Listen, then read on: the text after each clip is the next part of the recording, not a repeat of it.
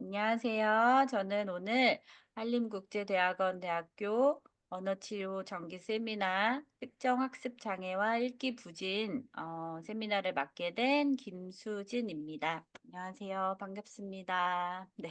저희가 안내는 언어학습 장애로 안내 드렸고 이제 세미나 저희가 이제 무물보 형식으로 진행된다고 이렇게 많은 질문도 보내주셨는데 준비하다 보니까 아무래도 DSM 기준에 맞춰서 특정 학습 장애로 제목을 하는 게 나을 것 같아서 주제를 특정 학습 장애로 변경을 하였고요.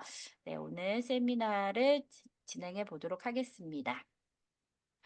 먼저 학습 장애가 어떤 건지는 다 알고 계시죠? 그래서 학습 장애는 일단 뭐 여기저기 여러 정의가 있어요. 그래서 뭐 그냥 뭐 뭐라 그럴까? 장애인 특정법, 장애인법에 나와 있는 것도 있고 우리 뭐 특수 특수 교육 쪽에서 말하는 것도 있고 그래서 여러 가지 정의가 있는데 가장 일반적으로 말을 하는 거는 이제 리딩하고 뭐 라이팅. 그래서 읽기하고 쓰기 쪽에서 어려움이 있고 그다음에 난산, 그러니까 난독, 난산 쪽에 어려움이 있는 친구들을 우리가 학습 장애라고 많이 말을 하고 있죠. 그래서 "난독증이 학습 장애인가요? 학습 장애와 난독증의 차이가 뭔가요?" 이런 질문들도 되게 많이 주셨어요. 그래서 요런 분류가 좀 필요할 것 같아서 제가 말씀을 드리는데 아까 전에 그래서 그거에 대한 정의는 말씀드렸고 그래서 그래서 "학습 장애가 무엇이 아니 난독증이 무엇이다." 이렇게 딱 그 장애인 등에 대한 특수교육법에 딱 "난독증이 어떤 겁니다."라고 나와 있지는 않지만 학습 장애에 보면은 학습 기능 영역 에 어떤 뭐 이런 어려움이 있고 학업 성취 영역 중에 읽기, 쓰기, 수학에 어려움이 있는 친구들 보면 여기서 우리가 생각하는 난독증 친구들은 '읽기, 쓰기에 어려움이 있는 친구들이 여기에 속하겠다.' 이렇게 생각을 하시면 될 것 같고 조금 더 뒤에서 다시 자세하게 보도록 할게요. 그리고 한국특수교육학회에서는 학업적 학습장애, 발달적 학습장애, 기타 비언어성 학습장애 친구들로 나눠져 있는데 이 중에 학업적 학습 장애 친구들 중에서도 이제 읽기 쓰기에 어려움이 있다 보니까 저희가 도와줘야 되는 친구들이 많이 있고 그다음에 언어 발달이든 읽기 발달이든 쓰기 발달이든 그쪽에서 좀 발달에 어려움이 있는 친구들이 있다 보니까 또 저희의 도움을 필요로 하는 친구들이 많이 있죠. 그 친구들 중에 이제 난독증을 가진 친구들도 있게 되겠죠. 난독증이 있으면 느린 학습자가 될 가능성이 높을 거고 학습 지원 대상자가 될 가능성이 높다. 이렇게 생각을 하시면 될 것 같아요. 우리가 뭐 유추해 볼 수 있을 것 같아요. 그렇게. 네, 그래서 질문을 주신 게 있어요. 언어학습 장애와 읽기 부진은 다른 양상이라고 들었는데 두 가지 문제를 가진 아동을 위한 교육적 접근이나 치료 전략은 어떤 면에서 달라야 할까요? 이런 질문을 주셨어요. 그래서 뒤에도 좀 나오겠지만 어 이런 진단명, 언어학습 장애다. 이 친구는 언어학습 장애다. 이 친구는 읽기 부진이다. 이런 진단명에 갇히지 말고 이 친구가 어떤 어떤 어려움을 가지고 있는가 우리는 그거를 좀 더 자세하게 들여다보고 그다음에 우리가 도와줘야 될 부분이 어떤 것인가 이런 거를 좀 살펴보아야 할 것 같아요. 그래서 일단 학습 장애나 난독증이나 이런 친구들은 지능 지수가 일단 정상 범주여야 되는 조건이 있다. 그런 걸 좀 기억을 해 주시면 좋을 것 같고 그다음에 학령기 학습 장애 아동들의 언어 치료 방향은 어떻게 되나요? 그다음 다른 장애를 동반한 언어 학습 장애 아동 치료 방향이 궁금합니다. 이 아동이 갖고 있는 어려움이 무엇인가? 그래서 우리가 지금 오늘 얘기하고 싶은 거는 이제 읽기하고 쓰기하고 국한돼서 이야기를 하는 건데 읽기하고 쓰기가 꼭 읽기 쓰기 문제만은 아니고 이 친구가 언어적인 문제로도 읽기 쓰기가 나타날 수가 있기 때문에 언어의 문제 다른 언어 발달의 문제는 없었는지는 꼭 한번 체크를 해 보셔야 되고 특히 어휘적인 문제 그리고 학령기 이전에 언어 발달이 정상적이었는지 이런 문제는 확인을 꼭 한번 해 보셔야 되고 그래서 아동의 언어 치료 방향은 어떻게 되나요? 치료 방향이 궁금합니다. 이거에 대한 답변은 아동의 어떤 쪽에서 어려움이 있는가 이거를 확인해야지 저거에 대한 답을 드릴 수가 있을 것 같아요. 그래서 특히 읽기 기술은 어휘력, 그다음 어휘력과 이해 능력이 많이 관여를 하기 때문에 아동의 어휘력과 그다음에 전반적인 이해 능력이 어느 정도 있는지도 꼭 확인을 해 주셔야 됩니다. 특히 학령기 아동 같은 경우에는 계속 학업 성취와 연결이 되어 있기 때문에 이런 것이 중요할 것 같아요. 네. 그래서 읽기 부진을 진단하는 방법에는 무엇이 있나요? 다 알고 계시는 거죠. 그래서 아이고, 읽기 부진. 그래서 읽기 곤란에는 뭐 읽기 부진, 읽기 장애, 난독증 뭐 여러 가지 표현들이 있어요. 그래서 이렇다 이렇게 나눠져 있는 거는 없지만 어 읽기 장애보다는 읽기 부진이 조금 더 이제 조금 더 조금 더 잘 읽는 친구들 뭐 그렇게 얘기할 수 있을 것 같아요. 그래서 정상 읽기 발달 수준보다 1-2년 정도 뒤처진 친구들. 근데 이 친구들 다 정상 지능인 친구들임에도 불구하고 근데 어떤 환경적인 요인이나 교육적인 요인에 의해서 이렇게 뒤처진 경우들이 있고 그다음에 읽기 장애 친구들은 그거보다 더 2.5 학년, 2 학년 반 학기 이상 차이가 나는 친구들 그다음에 우리 표준화 검사를 했을 때 -2 SD 이 표준 편차 이상인 경우인 친구들을 읽기 장애로 진단을 하고 그다음에 난독증인 친구들은 따로 우리가 검사를 해서 난독의 특성을 보이면 이제 난독증으로 진단을 하게 되죠. 그래서 우리가 읽기 검사를 하는 건 가장 많이 알고 있는 도구는 콜라 많이 사용하고 계시죠. 그래서 콜라 검사 도구는 잘 알고 계실 것 같고 그다음에 이제 RARCP라고 읽기 성취 검사랑 읽기 인지 처리 능력 검사로 나눠져 있는 검사가 있고 이제 초등 검사 이외에 중고등도 할 수 있는 검사 RWT 알고 계시나요? 그래서 리딩 앤 라이팅 테스트라고 읽기 성취 검사와 쓰기 성취 검사가 있는 검사가 있습니다.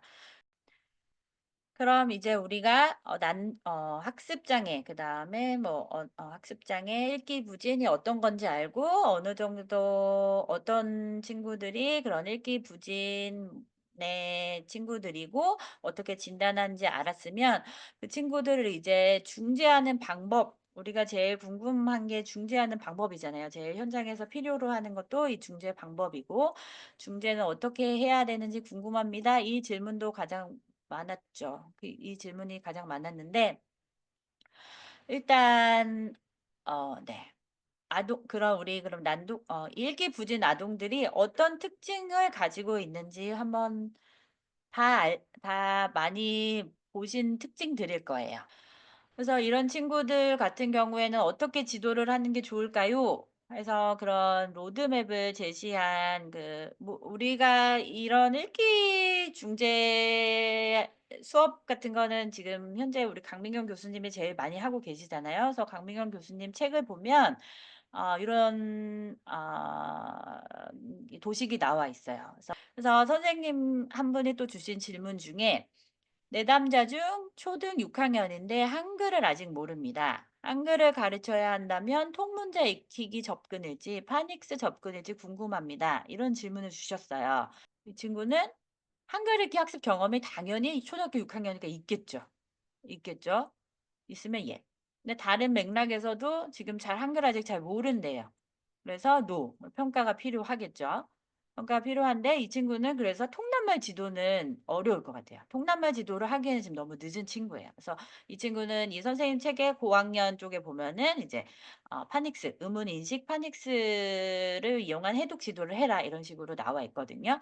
그래서 그런 쪽으로 접근을 하는 게 적절하다고 저도 생각을 합니다. 그래서 낱말 읽기 단계의 그 아래쪽에 보면 이러한 우리가 선행 기술들이 필요를 해요. 그래서 낱말 읽기와 이 언어 이해력이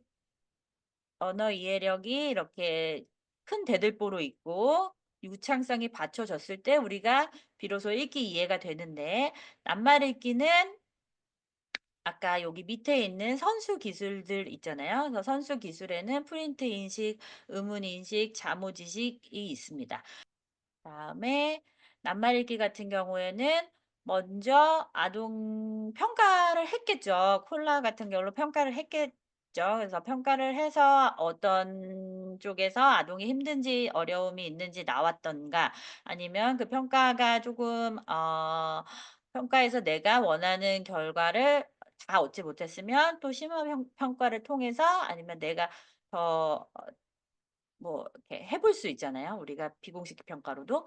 그래서 아동이 지금 어떤 쪽에서 어려움이 있는가 확인을 해 보고, 그래서 음절 수준인지 음소 수준인지 먼저 파악을 하는 게 제일 중요하고요. 그다음에 변별, 다른지 구별하는 거, 그다음에 개수 세는 거, 합성하는 거, 그다음에 분리하는 거, 그다음에 없애는 거, 생략하는 거.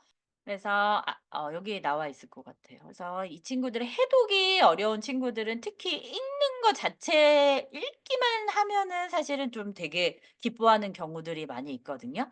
네. 그래서 해독이 어려운 경우에는 일단 적은 거를 많이 반복적으로 명시적으로 훈련하는 게 가장 효과적이다라고 말씀드릴 수 있겠습니다. 그럼 이제 읽기 이해력을 받쳐주고 있는 유창성을 한번 이야기해 보도록 할게요.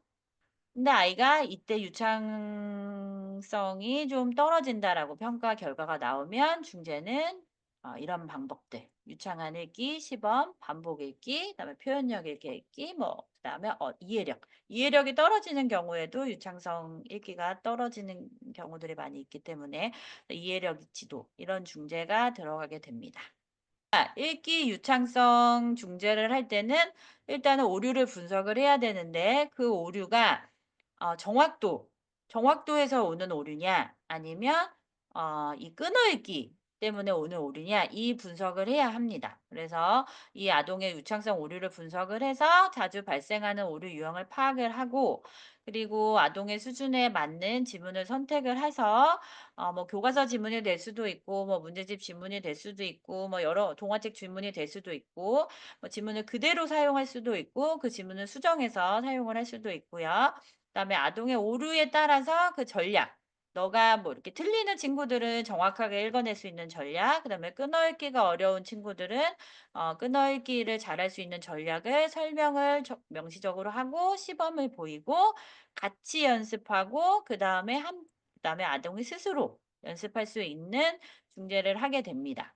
그래서 단순하게 어떤 이론을 읽기 이론을 정립을 하면 해독 능력과 언어 이해 능력이 읽기 이해 능력이다, 이렇게 단순하게 공식으로 말씀한 이런 이론가들도 있었고, 그래서 이 읽기 이해력 증진을 위해서는 어떻게 하는 것이 좋은가 한번 이야기를 해보도록 하겠습니다. 그 밑바탕에는 낱말 읽기와 읽기 유창성과 언어 이해력이 좀 받침이 된다는 하에 이야기를 해보도록 할게요.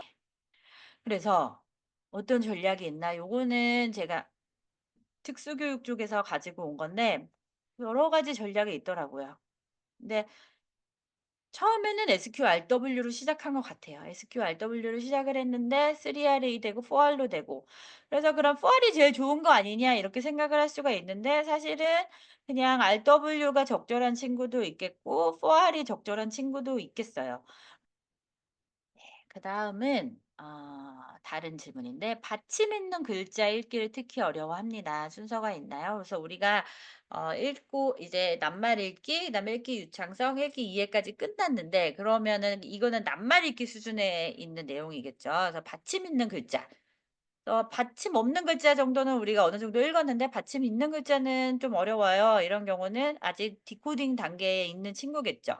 그래서 그런 실종성 규칙을 알려주는 게 일단 중요하고, 그래서 받침 읽기를 할 때 일단은 그 이름하고 소리를 활용을 하고 같은 종성 소리끼리 분류하기. 그래서 아까 전에 니은, 이을, 미음, 미음하고 비읍, 기읍, 디귿 이 7 개로 다 분류를 해 보고, 그다음에 같은 종성이 있는 글자나 단어들은 그냥 같이 읽어 보고, 제가 많이 해 봤던 거는 이 같은 음절체에서 종성만 바꿔 보는 거. 종성만 바꿔 보거나 아니면 종성이 똑같은 거에서 음절체만 바꿔보던가. 이런 방법이 있고, 그다음에 CV와 CVC 중에서 의미가 달라지는 애들이 있어요. 받침이 생겼을 때와 받침이 없을 때 의미가 달라지는 것들을 좀 이렇게 대입해 보면서 애들이라고 같이 받침 읽는 거를 해 보면 조금 더 의미 있는 활동이 되었던 것 같아요. 아까 전에 우리가 낱말잇기가 있었고 언어 유창성이 있었고 그다음에 언어 이해가 있었잖아요. 그래서 언어 이해 중에 제일 중요한 게 뭐 제일 중요하다기보다 제일 좀 비중이 컸던 게 어휘 이해가 제일 있을 거예요. 그래서 제가 "언어 이해는 다 다루기가 힘들 것 같아요."라고 말씀드렸는데 그중에서 이제 어휘 이해가 어느 정도 되면 물론 구문 이해 뭐 여러 가지 이해도 있겠지만 어휘는 어느 정도 이해가 되면 그래도 그 읽기 지문을 어느 정도 이해가 될 수는 있기 때문에 그래서 어휘 지도는 어떻게 해야 하나요? 그래서 어휘 이야기를 한번 해 보려고 합니다. 어휘를 지도를 할 때는 그리고 특히 이렇게 학습에 어려움이 있는 아동의 어휘를 지도를 할 때는 이런 네 가지 원리를 가지고 어휘를 지도를 해라. 이렇게 제시되어 있는데요. 반복의 원리, 맥락의 원리, 연상의 원리, 구체화의 원리 이렇게 되어 있습니다. 그래서 네 이게 거의 네. 그다음에 고학년과 저학년 읽기 지도의 차이가 있을까요? 일단 저학년 같은 경우에는 해독이 우선입니다. 고학년 같은 경우에는 어휘나 독해 전략, 그다음 구문 분석 능력, 단락 이해 기술을 빨리 이제 일으켜서 아동의 그 단락 읽기 능력을 조금 더 향상시키는 데 중점을 두어야 합니다. 그다음 네. 음운 변동. 음운 변동을 이제 아동이 어느 정도 해독 능력이 올라오면 사실 음운 변동 어려워하죠. 그냥 글자 그대로 써 있는 대로 읽는 경우들이 많이 있는데 음운 변동은 네. 이러한 순서대로 발달이 되고 선생님들도 이러한 정확한 음운 변동에 대한 지식을 가지고 있으셔야 되고 아동들에게 하나씩 잘 알려 주시길 바라요. 네. 마지막으로 쓰기에 대한 질문들도 꽤 있었어요. 그래서 "쓰기 지도는 어떻게 하나요?" 그래서 우리가 해줄 수 있는 건 이 기술을 가르쳐 주는 것과 동기를 조금 더 북돋아 주는 거, 그다음에 뭐 부모님들에게 뭐 "경험을 좀 주세요. 직접적인 경험과 간접적인 경험을 좀 주세요."라고 말해 줄 수 있는 거, 저희가 그래도 가장 저희가 잘 해줄 수 있는 거는 이 쓰기 기술을 아동들을 쓰기 기술을 좀 증진시켜 줄 수 있는 건데 그다음에 어떤 지도 방법. 그래서 제일 많이 알려져 있는 거는 이 방법인 것 같아요. 그래서 훈련을 아까 앞에 방법대로 충분히 반복 연습할 수 있는 기회를 많이 제공하는 것이 좋 좋은 것 같아요.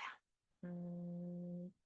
그리고 네 제가 준비한 네 수업은 여기까지고 저희 한림국제대학원 대학교 언어치료학 전공 석사과정에서 네 2026년 전기 모집 요강 모집을 지금 하고 있습니다. 현재 모집 중이니까 네 많은 관심 있으신 분들의 많은 지원 부탁드립니다.